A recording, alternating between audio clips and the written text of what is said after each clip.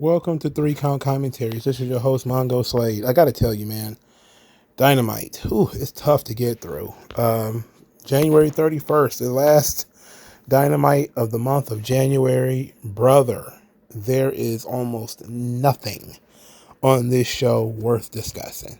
Virtually, it has been lifeless for 2 months now. I mean, Jesus Christ. Before we get into this show, however, let's talk about Ricky Starks. Ricky Starks recently was asked a question about who does he go to for advice, and he gave quite the answer, and I want to discuss that answer right now. He said, and I quote, "I talked to Cody Rhodes.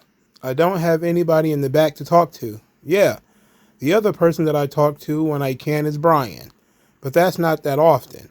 But I don't really have anyone that I talk to or can go to for advice there. It is what it is." Interesting piece of business. It seems like the young guys are looking for advice, actually. And they're not able to ask anybody. But I think this is more of a trust thing, you know? Ricky Starks has been in an interesting position. He was the guy who was a Cody guy, then Cody left. Then he was a Punk guy, then Punk left. And, and now he's kind of a man on an island to himself, and he's been very vocal about his frustrations online. Most people think that he's just counting his days before he gets out of AEW. And maybe that's why nobody's going out of their way to make sure that Ricky Starks is getting better as he goes along. Maybe people are decided they're going to isolate him because of his allegiance, I guess you want to say, if that's the right word, to people who are no longer in AEW, But it's a shame. I know that, other people have claimed that they talked to like Mark Henry and Billy Gunn and some of the other folks backstage, and people are attacking Ricky Starks saying, why doesn't he go talk to them? But maybe he's tried. Maybe he just doesn't have a comfort level with them, and I think a lot of it, when it comes to accepting criticism, part of that is comfort. You got to be comfortable with the person. You have to respect the person who's giving it. You also have to be comfortable with them in a certain way. And maybe that's just what's missing. Maybe there's just not a comfort level there with some of the other trainers. And Ricky Starks is one of the guys that when you look at AEW, you're like, oh my goodness, he's got such potential. He could really be something. Hopefully they're, helping him. And then you kind of get the idea that no, they're kind of not. They're kind of not, And it's unfortunate that he's in that position. But it's truly a shame what's going on with Ricky Starks. And now that he's public about, not being able to talk to anybody backstage, it's not like people are going to walk up to him and say, hey, Ricky, you want to talk? You got something on your mind you want to let off? You can almost tell now that people are going to make sure they go out of their way to avoid Ricky Starks. And, man, he's got to be counting the days. He's got to be, hasn't he? Jeez. I'm sure Cody is keeping his seat warm. I mean, he's going to get 2 great recommendations. The moment his contract comes up, Triple H is going to have CM Punk in one ear and Cody in the other. I mean, it's going to be a breeze. He might get to keep his name. They might do like they might buy the ring music for him and all kind of stuff, right? But I feel bad for Ricky Starks because he is becoming more and more isolated. And the other guys who are starting to feel a little bit isolated too is the House of Black. Now this spins out of Collision. I watched Collision, but not really. I watched some of it. I watched it on and I watched it off. I didn't even finish the main event. I'm not even gonna lie to you. So there was some kind of what do you want to call it? Do you want to call it controversy about the main event? It was a 6-man cage match that ended up being Escape the Cage. Now, Will Washington, who of course works in AEW, says it's always been Escape the Cage. That was the whole point. We just needed to clarify it. But Dave Meltzer says otherwise. Dave Meltzer says that it was changed to Escape the Cage because House of Black didn't want to do jobs. So apparently, this is Dave Meltzer's reasoning for the Escape the Cage idea. Of the guys, I know Daniel Garcia will do a job in a match like that. And I know FTR would do a job because, Dax Harwood does a million jobs when the circumstances are right, and Cash Wheeler's not adverse to it. So and Malachi Black never does jobs. And when this was going on and I'm watching this, one of the things I was thinking watching this, like, these freaking House of Black guys never do jobs. And here's the other thing. I was thinking, what if they win this match and they're just like, two of those guys are going to WWE. I mean, they're going. As soon as they can, they're gone. Even though they're treated like shit in WWE, they never do jobs here. And they're still going back to WWE. And my thought was kind of like, why do you keep putting them over when you know they're leaving? Well, for starters, they lost that match. I do know that. That's a fact. Now, they lost via Escape the Cage. But this has been part of more controversy for AEW. Meltzer is going around here saying the House of Black doesn't do jobs. Now, Brody King was in that tournament, right? And I think he lost more matches than he won in that tournament. Is that correct?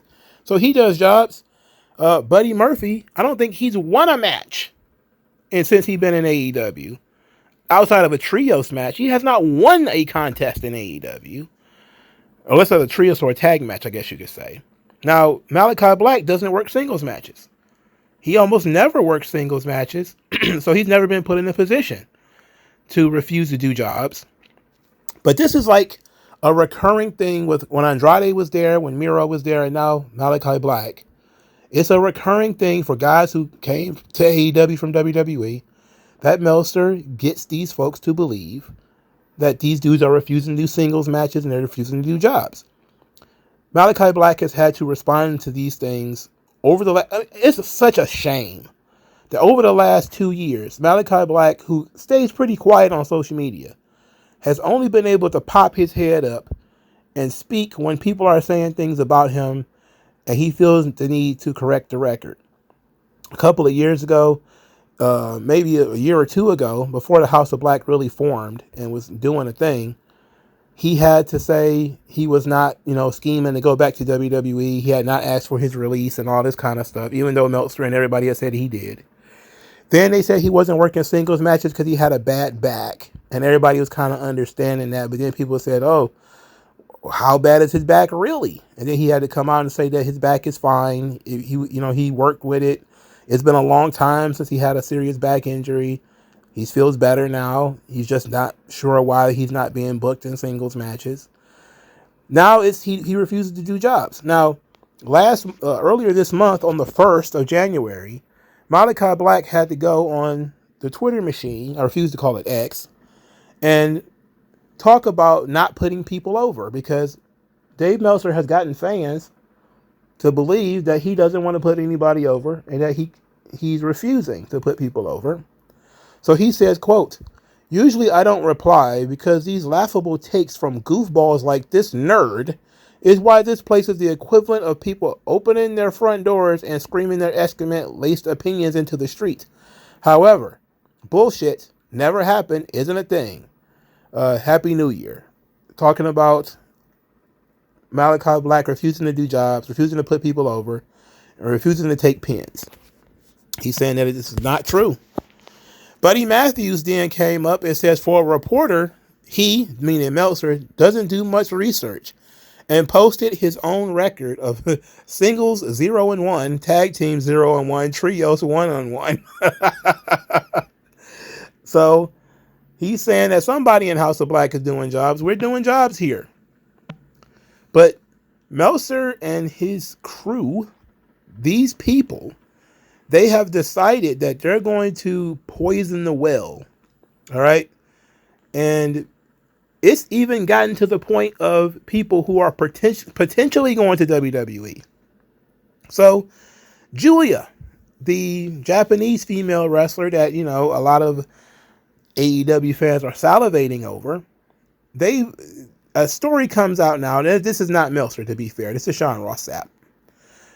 But now they're saying that she was not pursued by AEW because she hurt a female talent in Ice Ribbon, a wrestling promotion in Japan. Now, here is that story that the wrestling media is, now poisoning the well for Julia. SRS has said he was told by people that she stiffs the hell out of people. Willow had to miss an Owen tournament match because of it. AEW Joshis are also heavily affiliated with Ice Ribbon, a promotion that Julia forced her way out of, and in a lot of Joshis' view, disrespected on the way out. She's not well regarded by a lot of people in the industry. There are more in-depth reasons, but those two are public and enough for AEW to decide against her, honestly. This is bizarre. My goodness. Here's the continuance. I wanted to add this because this was the explanation I was given for AEW's disinterest in Julia, which I take with grains of salt but seems plausible.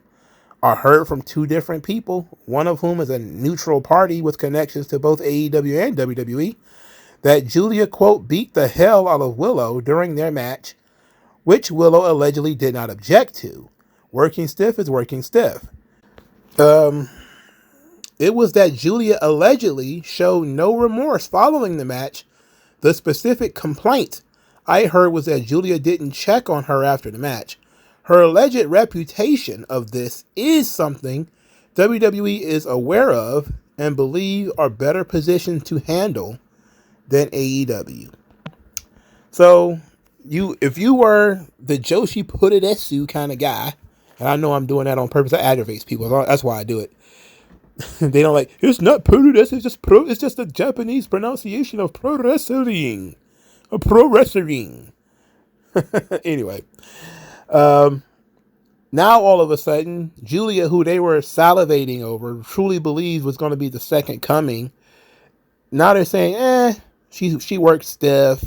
She's kind of a bitch. That's their way of saying she's a bitch. They're like, nah, we're not gonna. She beat up our underneath girl. So it'll be one thing if Willow was a top talent, which she probably should be because she is, very bubbly and very over with your audience.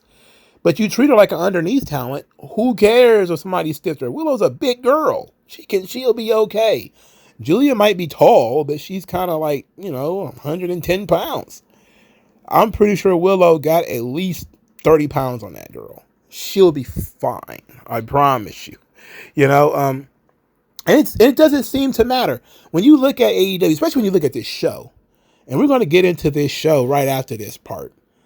When you get into this show, there's so much botching and guys working stiff, and you're like, what the hell is going on? Why are we starting to pull the professionalism card now? Of all the time to say, well, somebody's too unprofessional to work here. Now is the time to pull that card when you think that this person is going to WWE? Not even set in stone yet. Again, until people actually sign contracts and show up in places, I don't concern myself with who's going where, right? I don't concern myself with that too much. I'll speculate because it's fun to speculate, but ultimately, I don't really care if Julia ever goes to WWE or not.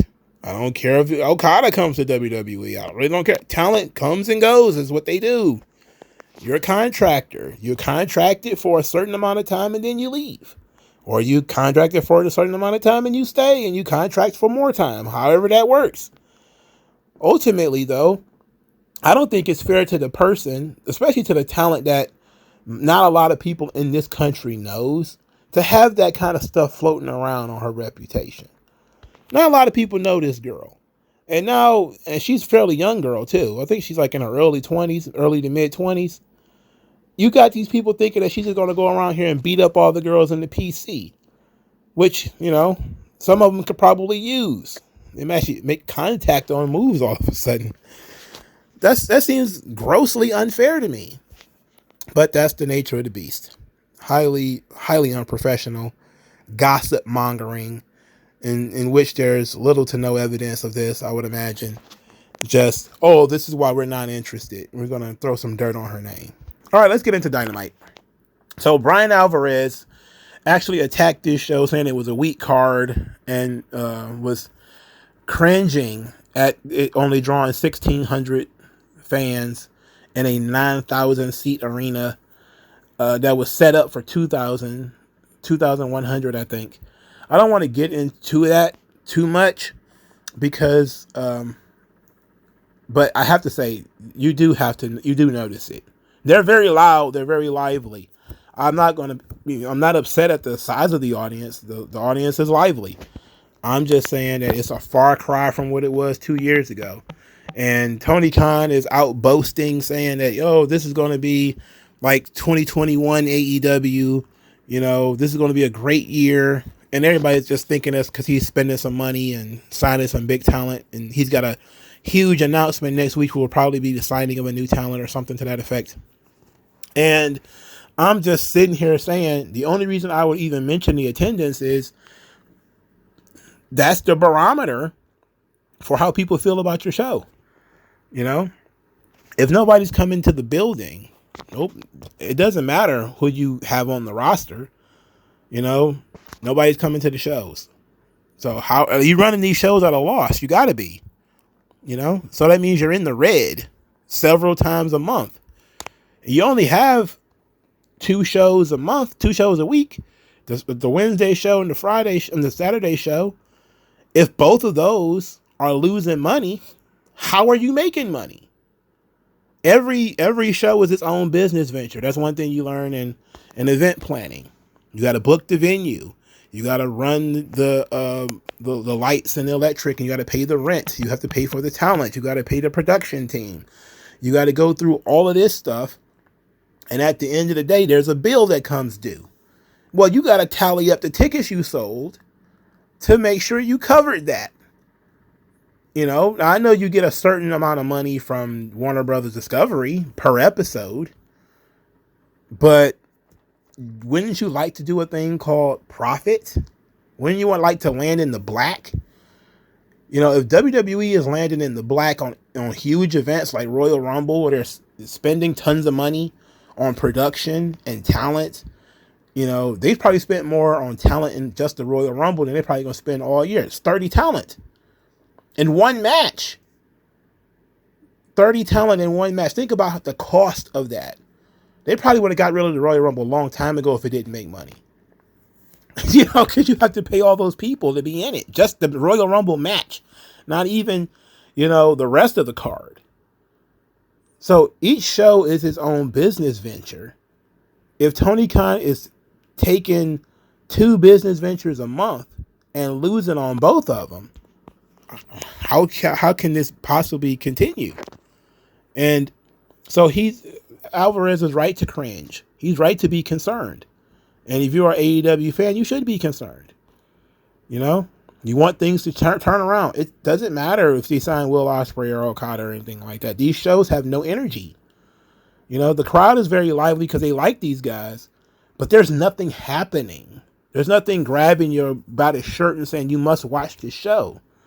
Like I'm really dragging ass to get before I get to this review because I'm like, there's nothing to fucking talk about. But I'm going to get through it. We're going to go through the rankings too, just to pad the numbers on here. Jon Moxley defeated Jeff Hardy. Did you like it? I saw that Whisper in the Wind. It was pretty brutal. But for me, it was fine. I don't think they worked in WWE. Matt hasn't been on TV since his supposed situation with Rebby has been going on. They've been using Jeff. Jeff has been complaining a lot about being stuck on Rampage. And now he's doing singles matches on Collision and Dynamite, but he's just doing jobs. So he loses, like he lost to Darby Allin. He lost to somebody else. And now he's losing to Jon Moxley. And after the match, people would try to show him respect and he'd flip them off or whatever he's doing. He did the same thing here where he flipped off Moxley and Moxley kind of respected it, but he ended up leaving. So they're trying to turn the Hardy Boys heel, which, okay. They're slow rolling it, but all right. Let's see what comes out of that. I'm willing to give him a break. Jon Moxley, for some odd reason, decided he was going to antagonize the Mexican guys. So Mystico is one of those guys. I do not recognize the other one. I really don't. If it was AAA, I might recognize them, but it's CMLL. I don't recognize these guys at all. Okay, like I don't know who they are. I don't watch CMLL. So the CMLL guys they're watching ringside, and Moxley decides he's going to taunt them. So they get in the ring and stomp a mud hole in his ass. Now the Blackpool Combat Club is not there, and so Moxley picks a fight with the Mexican guys, and they beat his ass. Then a bunch of tired, worn out, beat up ass, shoe leather Christopher Daniels comes out there with, like, he had a chair. He comes out there with 2.0 to run these guys off. I'm like, that's pathetic. This is utterly pathetic. They're setting up Blackpool Combat Club versus CMLL. That's what they're setting up here. They got this guy Hachicero is going to wrestle Bryan Danielson on Collision. Apparently, Hachicero is one of the greatest wrestlers of all time. I've never heard of him. Lucha Blog continues to post about him like he's hot shit. I'm like, I never heard of this guy.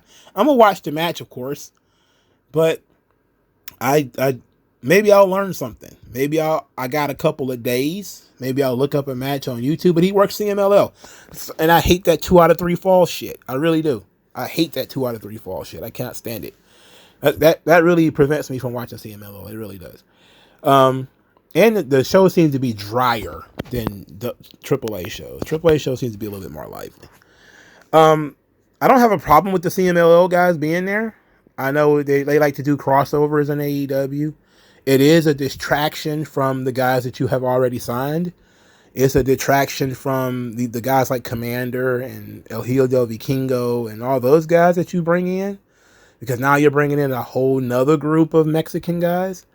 And none of them have been introduced to the audience. I know Mystico doesn't need any introduction. You know, he was Sin Cara in WWE and he wrestled on American television not long ago. Even though it was only on Rampage. You know, but most of these other guys, man, they've never seen these people before in their lives. You know, and you're promoting Hachicero versus Bryan Danielson like it's something people should know anything about. How about telling people who Hachicero is or whatever? Showing a video package. You know, suggesting matches. I mean, isn't Excalibur like a human library of pro wrestling or some shit like that? He should be like, Hachicero, he had a great match with Mystico just 6 months ago in June. You can probably find it on YouTube or something. You know, like, help me out. Help me out. I like Lucha Libre. I'll look up Hachicero. But most people won't. Most people don't care. They just see another guy in a mask. And then after you see one guy in a mask, he's a little bit bigger than the other guy in the mask. And then they all just run together because there's so many of them. Hachicero versus Bryan Danielson. I watched Bryan Danielson versus Yuji Nagata, though. That was surprisingly fun. Yuji Nagata, he's very good. Blue Justice, my guy. The next match on the show, Hangman Page versus Toa Leona. This was a dealer's choice match where Swerve Strickland got to pick an opponent and he chose Toa Leona. You know, the giant Puerto Rican Samoan who never wins. He chose that guy. And then they decided to book Toa Leona like he was like he was made of granite. Hangman Page hits Deadeye, which is one of his finishers, on Toa Leona, who just gets right back up. Just completely no-sold it, keeps coming. Then he actually wins the match with a crucifix pin. I don't know. What are they doing, man? Swerve Strickland, you have everybody on the roster that you could possibly pick. And then some people that's not on the roster that you could have possibly picked. You picked a guy who never wins. Now, if you say like the winning wasn't the goal, but hurting people was, and then, you know, that was Toa Leona's mission was to actually put Hangman Page in the hospital, like splashing him from the top rope or something like that. That might be believable. But it ended up just being just another match. It just was what it was. After the match, Hangman Page got on the microphone, says that he wouldn't tell Swerve who he chose. Nope, this was a picture-in-picture. he says that he wouldn't tell Swerve who he chose, and that he needs to wait the whole effing show to find out. So that was a dead giveaway. Swerve Strickland, in his dealer's choice match, got to wrestle Rob Van Dam. Now, Hangman Page corrects the record before the match, saying that they didn't just get to pick the opponent, they also got to pick the stipulation. And the match was a hardcore match. So Swerve Strickland had to wrestle RVD an RVD style match. And of course, Swerve Strickland won. RVD actually looked good this time. He seemed to have lost some weight since the last time I saw him. So that was good. Samoa Joe was on commentary. Brian Cage tried to help Swerve Strickland and got chased off by Hook with a chair. So now Hook is going to beat up on he gonna beat up on Brian Cage. Brian Cage sucks. I'm okay with it. Brian Cage garbage. Let's keep it going. Hangman Page, after the match, after Strickland won, wondered if they were going to be the top two guys in the rankings because they're both undefeated. And then he says that Swerve Strickland is trying to look past him and go to the world title. He's never going to let that happen. Strickland says he has nothing to prove. He's beaten Hangman twice. Hangman cannot beat him. So then Hangman Page blamed those losses on Mogul Embassy, to which Swerve Strickland says, okay, we'll do it one more time. And Tony Khan made the match official for next week, Swerve Strickland versus Hangman Page. But this is the number one contenders for the World Championship at Revolution. So they drank each other's blood. Now they're going to have a regular match. Thanks, guys. Thanks, guys. No stipulation. I'm pretty sure they'll probably throw a stipulation or something like that on there later. All right, so they talked about these rankings. We're going to do the rankings here instead of doing them at the end. Now, they have the 4 divisions, the men's, women's, tag team, and trios. And they have the rankings. Now, for some odd reason, none of the men's champions are ranked. Now, it makes sense for you to not have Samoa Joe. But to say all these championships are equal is kind of stupid. They're not, right? Like the Triple Crown, the International, and the TNT titles, are those things equivalent belts? No. The Intercontinental Champion could be in the Royal Rumble, so shouldn't the TNT Champion be a part of the TV rankings? Why wouldn't he be? Right?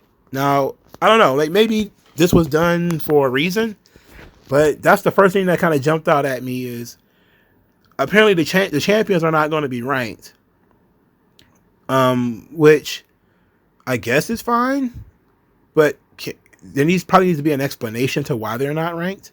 Anyway, here's the top 5 men: Swerve Strickland, Hangman Page, Adam Copeland, Jon Moxley, and Roderick Strong. Now, Roderick Strong, this was clearly done to make sure that the feuds stay alive, because each person is feuding with somebody on this list.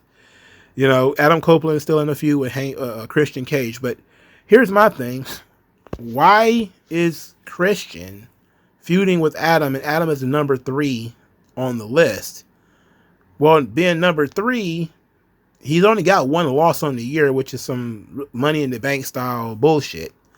And shouldn't he be a contender for the world title too? So it seems like each championship should probably have their own ranking system, right?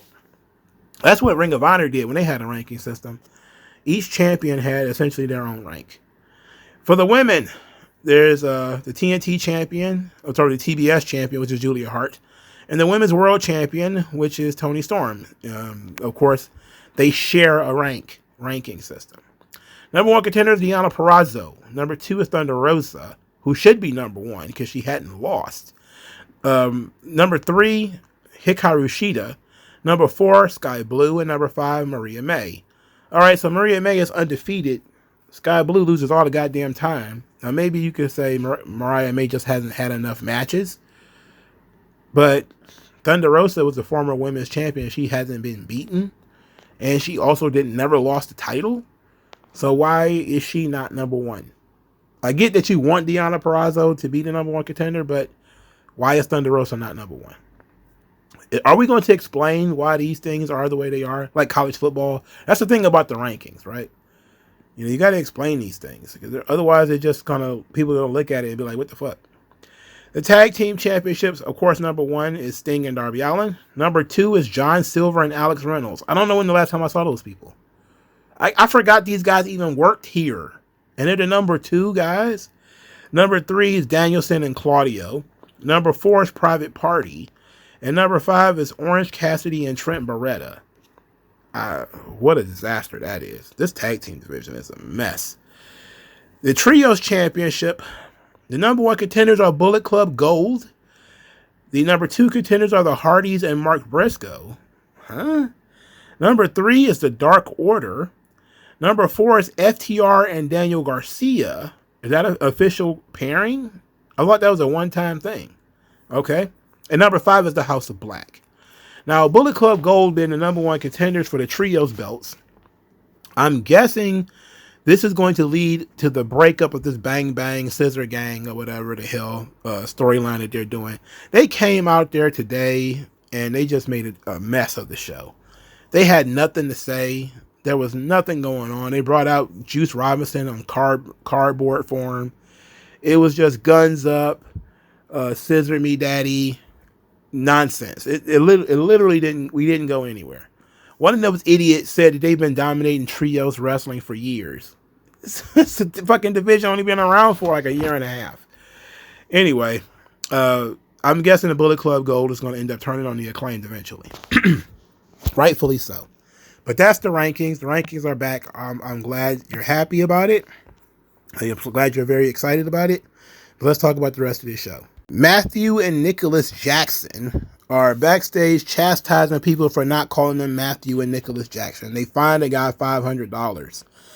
Later in the show, they bully Darby Allin, trying to figure out why he's ghosting them. He's not responding to their texts. He's not returning their phone calls. He's ducking them. He's dodging them. Why is he letting Sting suck his blood and steal his money? This is what they've started this company for people like him. And he's letting Sting take advantage of him. And Darby says he's focused on the tag team titles and he don't care. He also does not care about these dorks running around in mustaches. These guys, they're not wearing mustaches. The mustaches are wearing them. Right? That shit is so annoying. Okay? They're super annoying. It's terrible. This gimmick is awful, bro. What is it supposed to be? Like, that's what I'm trying to figure out. Like, what is the idea behind the Young Bucks gimmick? What is this supposed to be? You're supposed to be like, I don't know, overbearing bosses or what? Like, what's the underlying characteristics of this gimmick? What are we supposed to get out of this? That you won't stop talking about how you did something for the business and all this kind of shit? Yeah, that's annoying. But how are you supposed to interact with that as an audience? I don't know. They suck. Who cares? Wardlow wrestled Commander. For starters, what a botch fest this was. Oh my God. Oh my God. It started at the very beginning with Dasha. I think it's Dasha Fuentes. That's who is doing the introductions. She called Mr. Mayhem Wardlow Mr. Wardlow and then corrected herself and said Mr. Mayhem Wardlow. So we're botching right out of the gate. Commander is very young, so he clearly was botching quite a bit. Wardlow is 36, 7, something like that. Boy. It looked like his knee gave out on that power bomb, and he just dropped Commander. It still looked like a power bomb, but it looked like he might have almost tore something in his knee. Like it was going to happen. Like his knee was about to go, and he just dropped him just in time. And it looked ugly. It looked like it hurt like hell. I'm pretty sure Commander probably got a pat on the back and I'm sorry out of that one. But geez, what a botchy mess. Oh God. What on earth is going on here? Now I know the botched finish is probably because Wardlow's knee gave out, but Commander matches are just full of botches. I mean, he crushed Wardlow's head, or like a Phoenix Splash or something like that. Oh my word, bro. This was, it was rough, dog. It was a rough one. After the match, Roderick Strong says that Commander should have took him up on his offer. I was like, what offer? And then says he's going to make him pay. Pay what? The guy gets paid in pesos. He didn't have any money. Orange Cassidy and the Best Friends come out to save Commander, and the United Kingdom leave. The best thing about this is that they turned the lights off during Wardlow's entrance. But I'm almost at the verge of giving up on Wardlow. He's not quite Brian Cage level to me, where I'm just like, there's nothing this nigga can do to change anything. Because I still see some potential in him, but Jesus, man. Oh, man. If he gets injured again, I don't know. What can you do? There's literally nothing you can do at that point. All right. The next match, Chris Jericho versus Kyle Fletcher. Why did this match even exist? This match was also a botchy mess, and Jericho is slow and not nearly where he used to be. I spent 2-3 minutes staring at my phone in absolute pure disgust as Chris Jericho was wearing a red wig, dressed like David Bowie, singing Tainted Love on his boat. I just, oh my God. Oof. If you haven't seen that footage, you probably should go see it. It's Jericho. I think it's not at his lowest. I think he can get lower than that. But man, he looks like Ronald McDonald on crack. It is that bad. What they call it? Skid Row. A Skid Row Ronald McDonald. That's what he looked like. All right. It was a disaster. And this match was botchy as hell too. This match was botchy as hell. Jericho botching. Almost got his neck broken off a suplex or something to that effect. I'm like, oh my God, bro. Like, nobody can get anything right on this show. It's very scary. Kyle Fletcher sucks, by the way. He's so boring. Super boring. After the match, Takeshita, who, I know it's racist to say this, but he looked like Bolo from Bloodsport as he stood on the ramp doing the thumbs down. That's all I got. You are next. That's the first thing popped into my mind. You had that dull music playing. You are next. I like Takeshita, but he's going to wrestle Chris Jericho next week. That's going to be a barn burner. They're going to burn all the barns with that one. I mean, we're going to be stapled to our chairs, cemented with cement shoes at the bottom of the fucking lake. More like. All right. Oh my word. Deonna Purrazzo. She explained the tattoo, saying that there were two young girls who got these tattoos on a whim. And it represents to her their journey across the globe, the journey to be the best. And she questions what the tattoo means to Toni Storm. Toni Storm goes on commentary for Deonna Purrazzo versus Taya Valkyrie and says she has no time to concern herself with tattoos. So that meant nothing to her. If you thought the botching was over, however, you're incorrect. Taya Valkyrie botched getting in the ring. She couldn't even get in the ring. Bruh. I'm saying like it's snake bit. Couldn't get in the ring.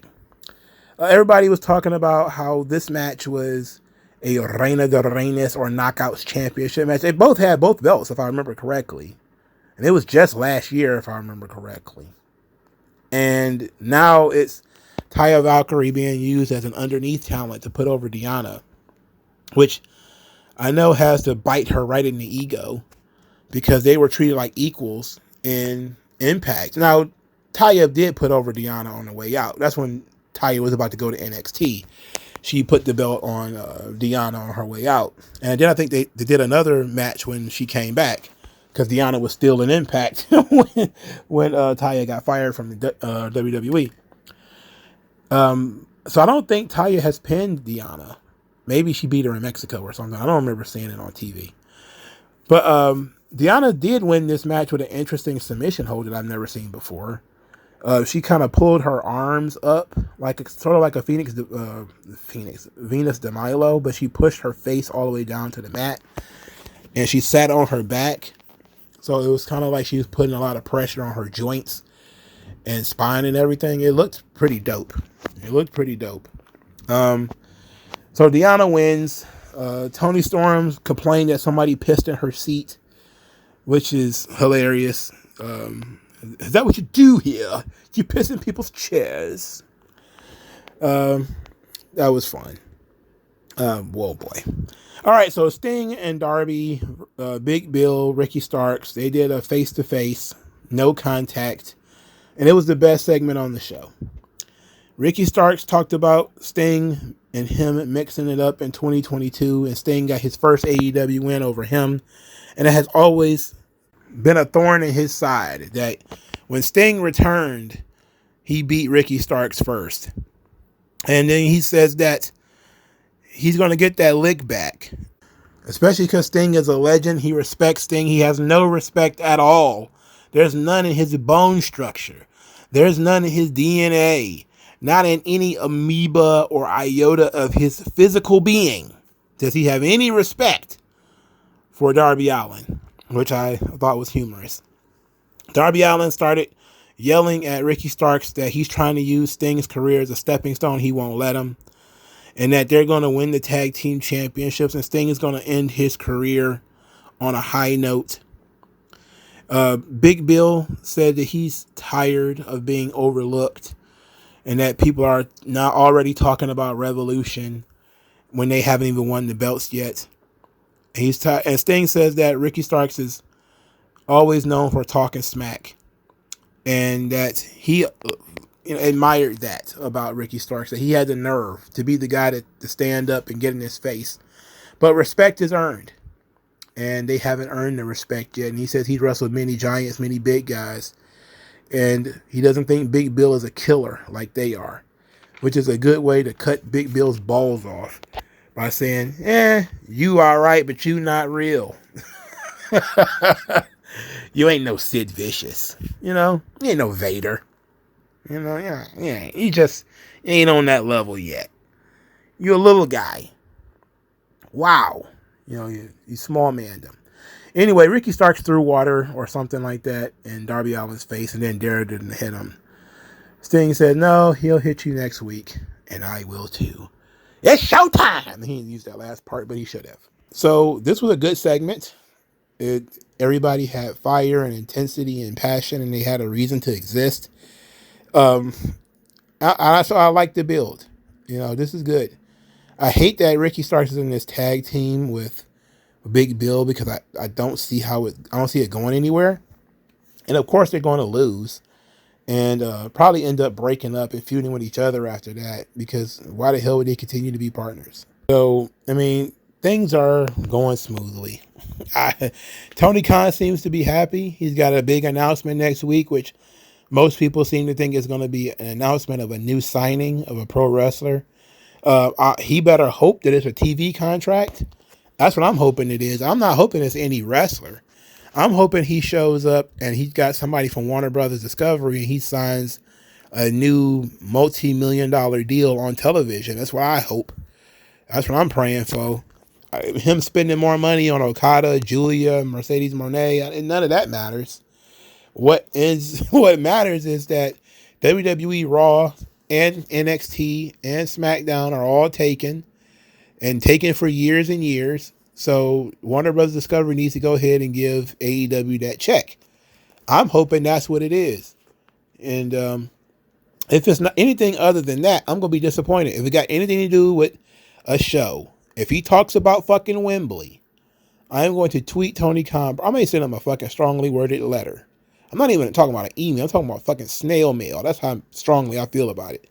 I might type it up, but I'm definitely going to send him a fucking snail mail note to his P.O. box somewhere and tell him to go fuck himself. Or maybe I'll troll him by sending him a note that says Tony Wanks Dogs. If it has anything to do with Wembley, I am going to do exactly that. I'm going to sit down, write a note. Dear Tony Khan, ... you wank dogs. I'll fold it up, lick the envelope, put it in the mailbox, and just wait for him to see it and get mad. Because there's no excuse why it couldn't be a TV deal.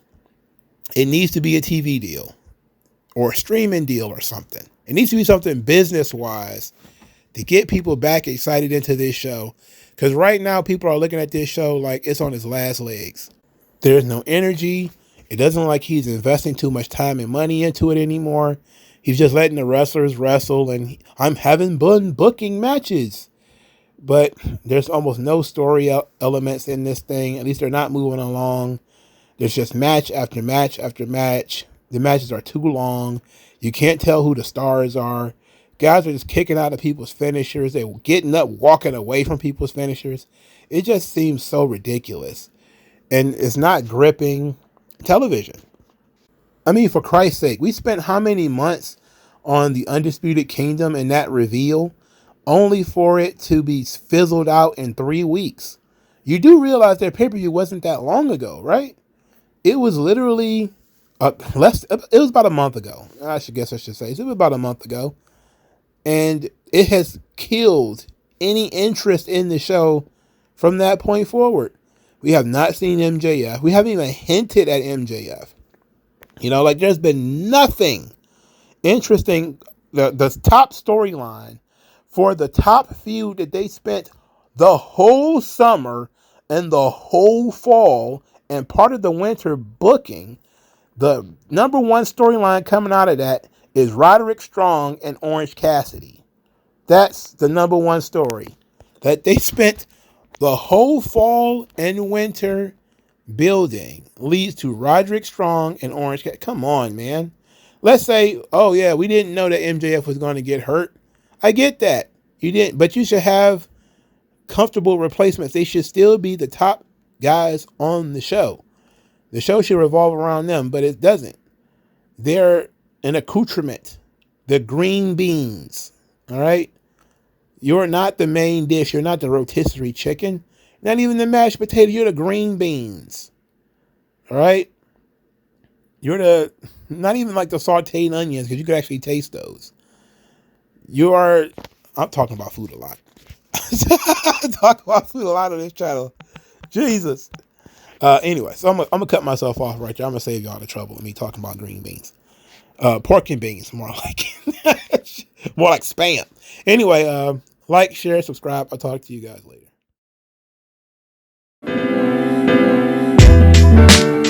Tell me what's worse than learning all that you led to believe was all horse crap.